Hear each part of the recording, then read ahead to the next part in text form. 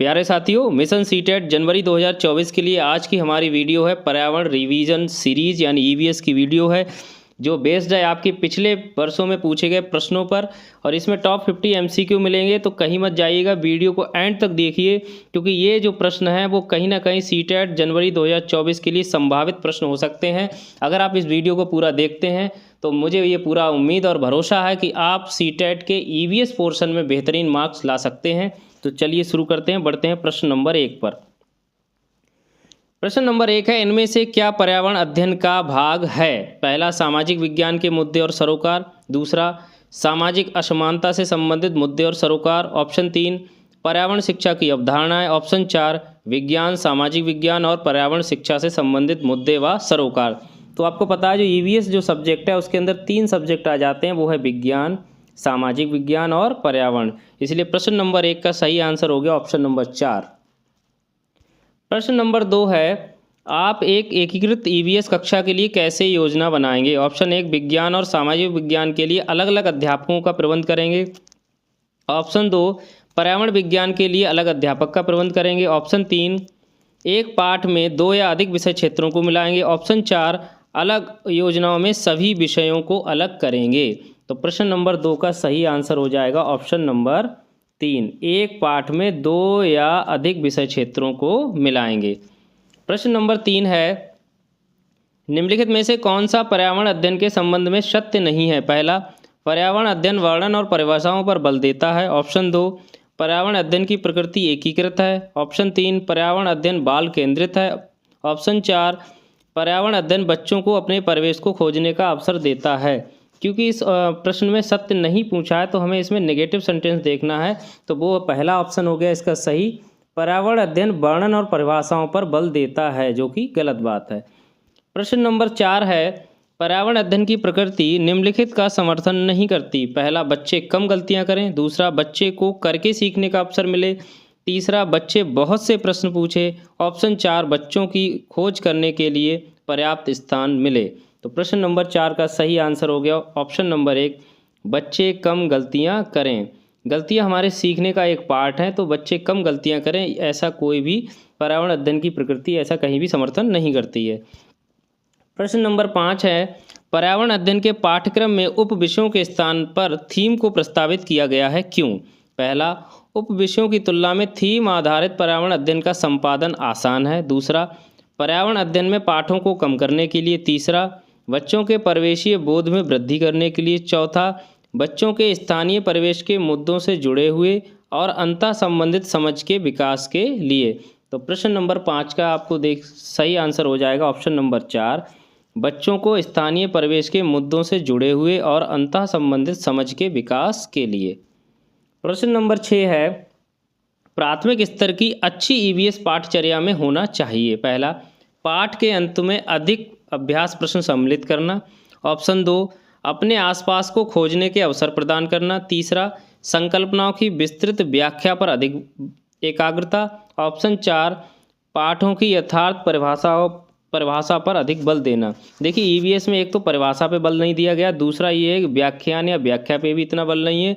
Main चीज़ क्या है? Option number 2 सही आंसर हो गया, अपने आसपास को खोजने के अवसर प्रदान करना।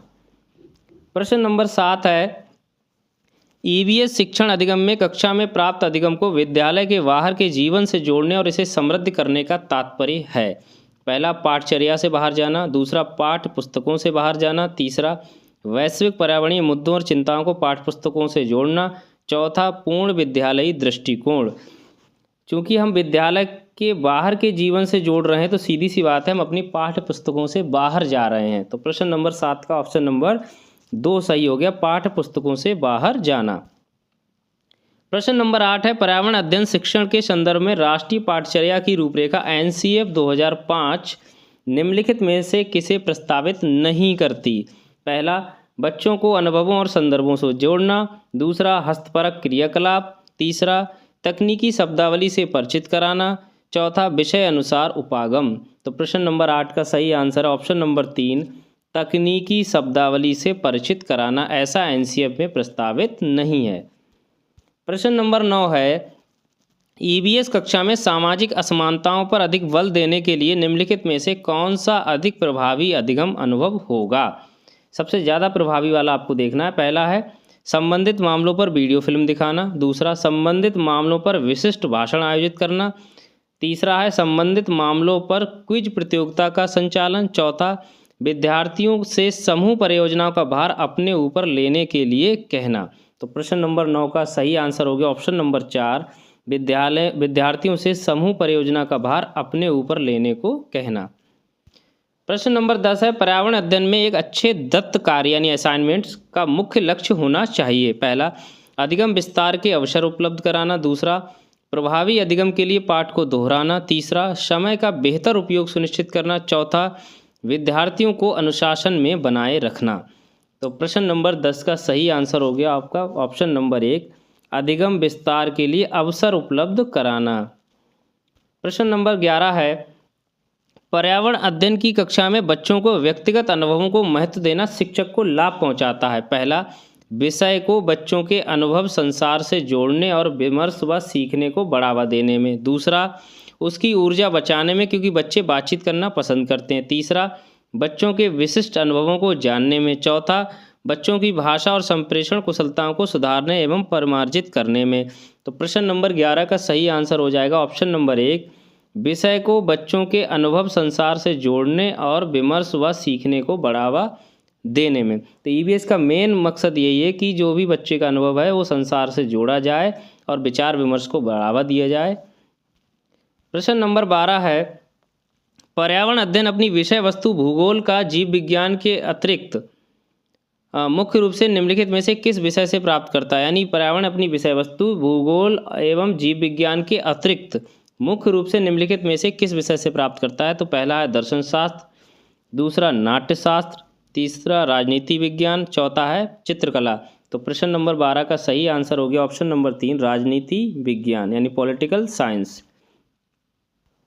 प्रश्न नंबर 13 है पर्यावरण अध्ययन में संकल्पना और मुद्दों को विज्ञान एवं सामाजिक विज्ञान विषय के रूप में नहीं रखा गया है, क्यों? पहला, यह पाठ्यक्रम के भार को कम करने के लिए है। दूसरा, सीबीएसई के द्वारा पर्यावरण अध्ययन के पाठ्यक्रम को इसी प्रकार से निर्धारित किया गया है। तीसरा, इस आयु वर्ग के बच्चे अपने परिवेश को समग्र रूप में देखते हैं। चौथा, यह शिक्षण अधिगम की एक अच्छी युक्ति है।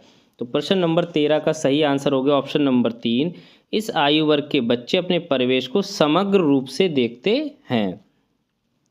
प्रश्न नंबर 14 है प्राथमिक विज्ञान के संदर्भ में पर्यावरण अध्ययन पढ़ने का निम्नलिखित में से कौन सा उद्देश्य नहीं है? आपको नहीं वाला ऑप्शन देखना है। पहला है इसे बच्चों को मुख्य शब्दावली की सही परिभाषा याद करने योग्य बनाना चाहिए। दूसरा है इसे शिक्षार्थियों को विद्यमान विचारों और अभ्यासों पर प्रश्न करने योग्य बनाना चाहिए।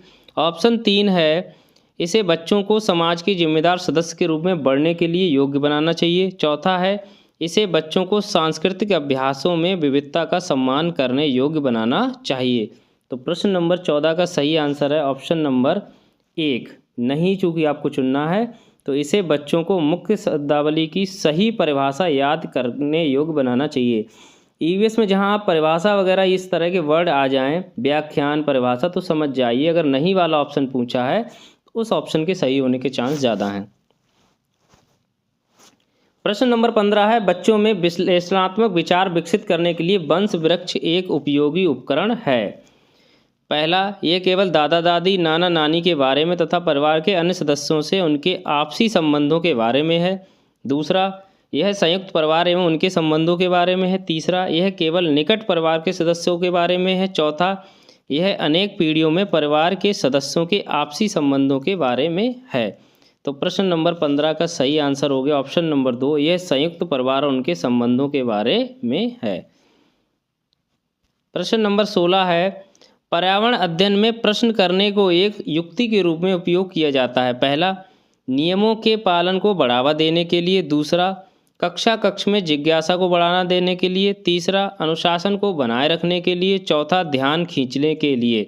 तो प्रश्न नंबर 16 का सही आंसर है ऑप्शन नंबर 2, कक्ष में जिज्ञासा को बढ़ाने के लिए। प्रश्न जो है रिलेटेड होते हैं आपकी जिज्ञासा से, तो इसलिए ऑप्शन नंबर 2 सही है। प्रश्न नंबर 17, स्थान, दूरियों और दिशाओं की सापेक्ष स्थिति को समझने की क्षमता है। पहला ग्राफिक कौशल, दूसरा दिशात्मक कौशल, तीसरा चित्रण कौशल, चौथा है स्थितीय कौशल। तो प्रश्न नंबर 17 का सही आंसर हो गया ऑप्शन नंबर 3, चित्रण कौशल। जिस तरह से मानचित्र जब हम कहते हैं तो मानचित्रण कौशल, तो स्थान, दूरी और दिशाओं की सापेक्ष स्थिति को समझने के लिए। प्रश्न नंबर 18 है, नीचे पौधों के बारे में बच्चों के कुछ सहजानुभूत विचार दिए गए हैं, जिनमें से कौन सा विचार वैज्ञानिक दृष्टि से ठीक है। पहला, कुछ सब्जियां फल होती हैं। दूसरा, बीज किसी पौधे का हिस्सा नहीं होते हैं। तीसरा, गाजर और बंदगोभी पौधे नहीं हैं। चौथा, घास पौधा नहीं है। तो इसमें आपको देखो लास्ट के तीनों सेंटेंस है वो वैसे ही गलत दिख रहे हैं। तो प्रश्न नंबर 18 का सही आंसर हो गया ऑप्शन नंबर 1, कुछ सब्जियां फल होती हैं।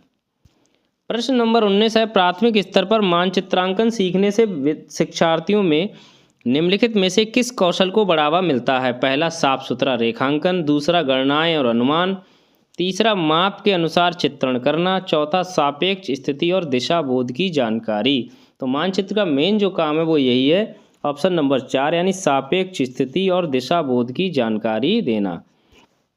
प्रश्न नंबर 20 है, प्राथमिक स्तर पर पर्यावरण अध्ययन पढ़ाने के लिए निम्नलिखित में से कौन सा पहलू सबसे महत्वपूर्ण होना चाहिए। पहला, क्रियाकलाप संचालित करना तथा कौशलों का विकास करना। दूसरा, आकलन में सफलता प्राप्त करना। तीसरा, विज्ञान की आधारभूत संकल्पनाओं को समझना।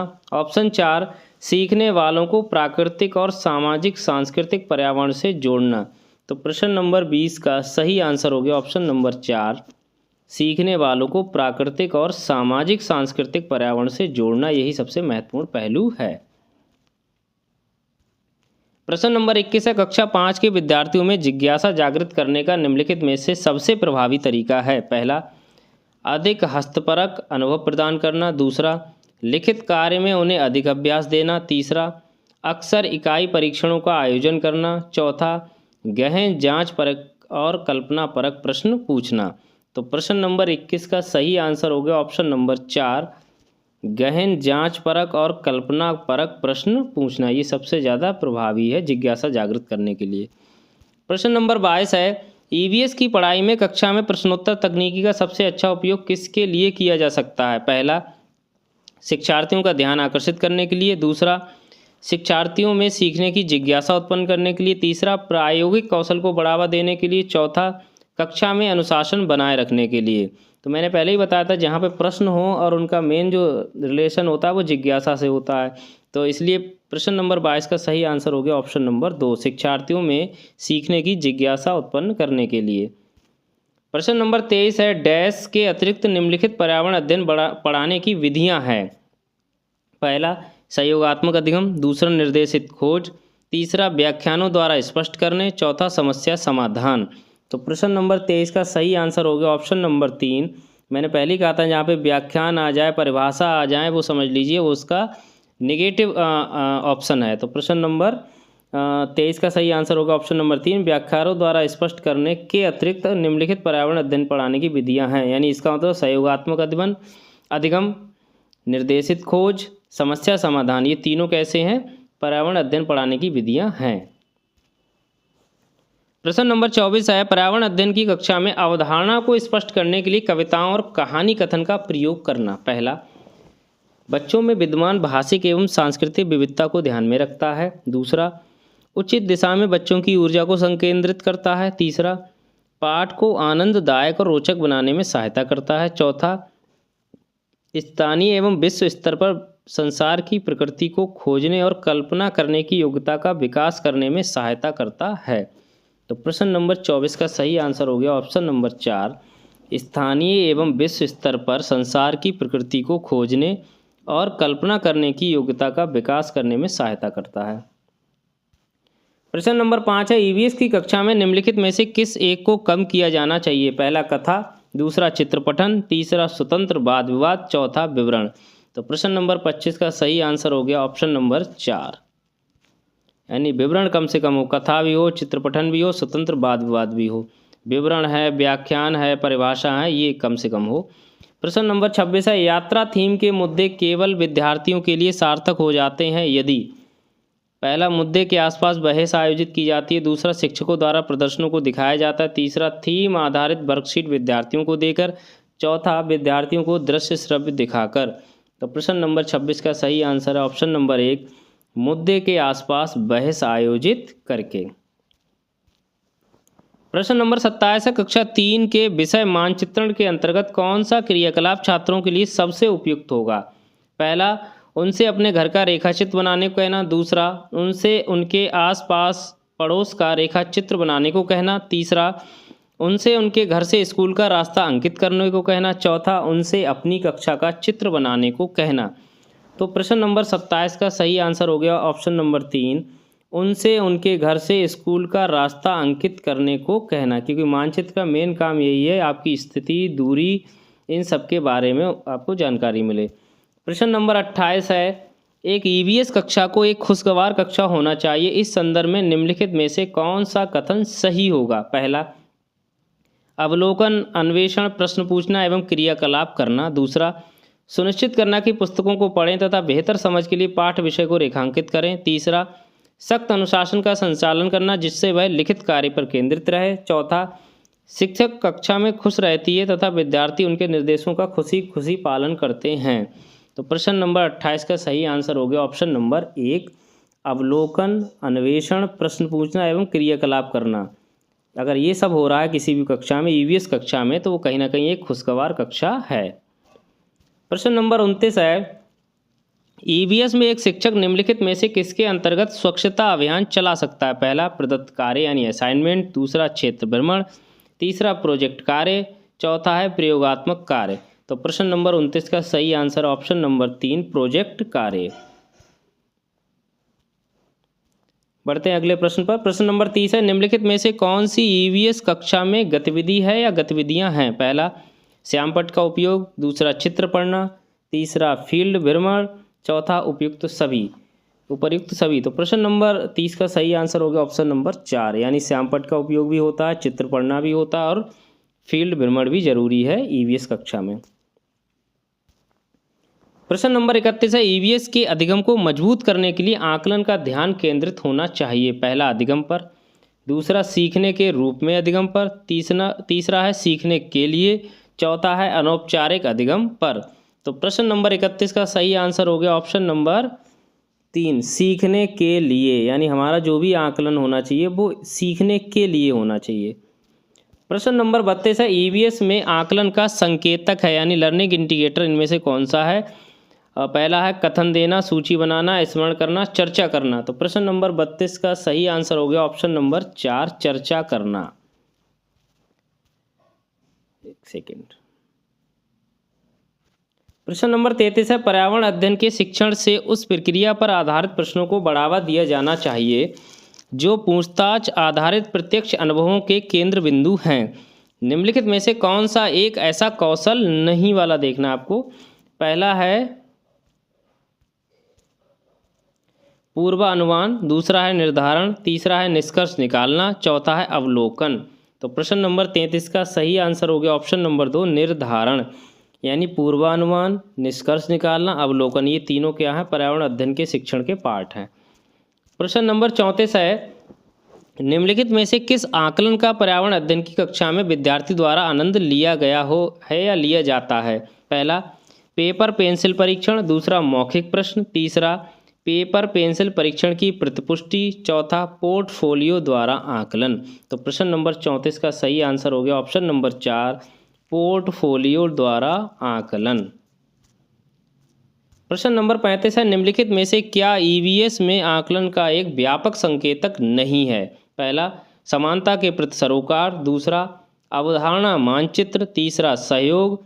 चौथा, न्याय के प्रति सरोकार। तो प्रश्न नंबर 35 का सही आंसर है ऑप्शन नंबर 2, अवधारणा मानचित्र, यानी समानता के प्रति सरोकार, सहयोग और न्याय के प्रति सरोकार, ये व्यापक संकेतक हैं ईवीएस के। प्रश्न नंबर 36 है, प्राथमिक स्तर पर आकलन में शामिल होना चाहिए। पहला, अर्धवार्षिक और वर्ष के अंत में वार्षिक परीक्षाएं। दूसरा, छोटे बच्चों को उत्तीर्ण अथवा अनुत्तीर्ण की श्रेणी के अंतर्गत आंकने के लिए प्रत्येक सप्ताह गृह कार्य और कक्षा कार्य। तीसरा, शिक्षक द्वारा सतत और संरचनात्मक तरीके से किए गए अवलोकन को बच्चों और अभिभावकों के साथ बांटना। चौथा, प्रत्येक सप्ताह अनौपचारिक परीक्षाएं और खेल तथा उन्हें प्रगति पत्र में दर्ज करना। तो प्रश्न नंबर 36 का सही आंसर है ऑप्शन नंबर 3, शिक्षक द्वारा सतत और संरचनात्मक तरीके से किए गए अवलोकन को बच्चों और अभिभावकों के साथ बांटना। प्रश्न नंबर 37 है, निम्नलिखित में से कौन सा पर्यावरण अध्ययन में सीखने के रचनात्मक आकलन का साधन नहीं है? पहला, पोर्टफोलियो, दूसरा, क्रम निर्धारण मापनी, तीसरा, वर्णन अभिलेख, चौथा, वार्षिक उपलब्धि परीक्षण। तो प्रश्न नंबर 37 का सही आंसर ऑप्शन नंबर 4, वार्षिक उपलब्धि परीक्षण। यानी बाकी पोर्टफोलियो, क्रम निर्धारण मापनी और वर्णन अभिलेख ये सब क्या है, रचनात्मक आकलन के अंतर्गत आते हैं। प्रश्न नंबर 38 है, पर्यावरण अध्ययन में शिक्षक द्वारा बच्चों को स्वयं के आकलन के लिए अवसर देना चाहिए। स्वतः आकलन है। पहला, अधिगम के लिए आकलन, दूसरा, CCE यानी सतत एवं व्यापक मूल्यांकन, तीसरा, अधिगम के समान आकलन और चौथा, अधिगम का आकलन। तो प्रश्न नंबर 38 का सही आंसर है ऑप्शन नंबर 3 यानी अधिगम के समान आकलन। स्वतः आकलन क्या होता है? अधिगम के समान आकलन। प्रश्न नंबर 39 है, रेटिंग स्केल में कौन सी तकनीकी का उपयोग होता है? पहला, अधिविन्यास, दूसरा, लिखित प्रश्न, तीसरा, अवलोकन, चौथा, जांच सूची। तो प्रश्न नंबर 39 का सही आंसर हो गया ऑप्शन नंबर 3, अवलोकन। प्रश्न नंबर 40 है, निम्नलिखित में से पर्यावरण अध्ययन में आकलन के लिए कौन सा संकेतक नहीं होना चाहिए? पहला, प्रश्न पूछना, दूसरा, न्याय और समानता के प्रति सरोकार, तीसरा, सहभागिता और चौथा, याद करना। तो प्रश्न नंबर 40 का सही आंसर हो गया ऑप्शन नंबर 4 यानी सहभागिता, न्याय और समानता के प्रति सरोकार, प्रश्न पूछना, ये सारे कैसे हैं? इंडिकेटर हैं यानी संकेतक हैं। प्रश्न नंबर 41 है, शिक्षार्थियों का आकलन करते समय पर्यावरण अध्ययन की शिक्षिका को निम्नलिखित में से क्या नहीं करना चाहिए? पहला, बच्चों के पूर्व आकलन के साथ तुलना करना, दूसरा, शिक्षार्थियों की क्षमताओं को ध्यान में रखकर सूचना दर्ज करना, तीसरा, बच्चों के कार्य के कुछ पक्षों पर ध्यान केंद्रित करना, चौथा, बच्चों के कार्यों का गुणात्मक उल्लेख करना। तो प्रश्न नंबर 41 का सही आंसर हो गया ऑप्शन नंबर 3, बच्चों के कार्य के कुछ पक्षों पर ध्यान केंद्रित करना, जो कि नहीं कर सकते, हमें बच्चे के सभी पक्षों पर ध्यान केंद्रित करना है। प्रश्न नंबर 42 है, प्राथमिक स्तर पर पर्यावरण अध्ययन में रचनात्मक आकलन डैश को शामिल नहीं करता। पहला, शिक्षार्थियों की ग्रेडिंग और रैंकिंग, दूसरा, शिक्षार्थियों के अधिगम रिक्तियों की पहचान, तीसरा, शिक्षण में कमियों की पहचान, चौथा, शिक्षार्थियों के अधिगम को बढ़ाने में। तो प्रश्न नंबर 42 का सही आंसर हो गया ऑप्शन नंबर 1, शिक्षार्थियों की ग्रेडिंग और रैंकिंग को शामिल नहीं करता है। प्रश्न नंबर 43 है, दिए गए प्रश्न को ध्यान से पढ़िए। क्या आपने अपने घर या स्कूल के आसपास जानवर देखे हैं जिनके छोटे बच्चे हैं? अपनी नोटबुक में उनके नाम लिखिए। इस प्रश्न के माध्यम से किस प्रक्रमण कौशल का आकलन किया गया है? पहला, वर्गीकरण एवं चर्चा, दूसरा, परिकल्पना एवं प्रयोग करना, तीसरा, न्याय के लिए सरोकार, चौथा, अवलोकन एवं रिकॉर्डिंग। तो प्रश्न नंबर 43 का सही आंसर हो गया ऑप्शन नंबर 4, अवलोकन एवं रिकॉर्डिंग। क्योंकि क्या आपने अपने घर या स्कूल के आसपास जानवर देखे हैं जिनके छोटे बच्चे हैं? तो ये किस चीज़ के अंतर्गत आ गए? अवलोकन, क्योंकि अवलोकन द्वारा इस चीज़ का पता चल सकता है। अपने नोटबुक में उनके नाम लिखिए, ये हम क्या कर रहे हैं? उनका रिकॉर्डिंग कर रहे हैं। ठीक है, तो प्रश्न नंबर 43 का ऑप्शन नंबर 4 सही है। प्रश्न नंबर 44 है, निम्नलिखित में से क्या पर्यावरण अध्ययन की पाठ्य पुस्तकों के अतिरिक्त एक महत्वपूर्ण संसाधन हो सकता है? पहला, समुदाय के सदस्य, दूसरा, पठन सामग्री, तीसरा, विज्ञान प्रयोगशाला, चौथा, संसार का मानचित्र। तो प्रश्न नंबर 44 का सही आंसर है ऑप्शन नंबर 1, समुदाय के सदस्य। प्रश्न नंबर 45 है, निम्नलिखित में से क्या पर्यावरण अध्ययन सीखने का प्रभावशाली संसाधन है? पहला, कविताएं और कहानी, दूसरा, कार्यपत्रक, तीसरा, पर्यावरण शिक्षा की पाठ्यपुस्तक, चौथा है दृश्य। तो प्रश्न नंबर 45 का सही आंसर हो गया ऑप्शन नंबर 1, कविताएं और कहानी। प्रश्न नंबर 46 है, इकरा अपने विद्यार्थियों को EVS में समाचार पत्रों और पत्रिकाओं को पढ़ने के लिए क्यों प्रोत्साहित करती है? ऑप्शन 1, यह शिक्षार्थियों को स्वतंत्र बनाने में सहायता करते हैं, दूसरा, यह शिक्षार्थियों को प्रतिस्पर्धी बनाते हैं, तीसरा, यह मनोरंजक संसाधन उपलब्ध कराते हैं, चौथा, यह शिक्षार्थियों को उनके संसार में जुड़ने में सहायता करते हैं। तो प्रश्न नंबर 46 का सही आंसर हो गया ऑप्शन नंबर 4, यह शिक्षार्थियों को उनके संसार में जुड़ने में सहायता करते हैं।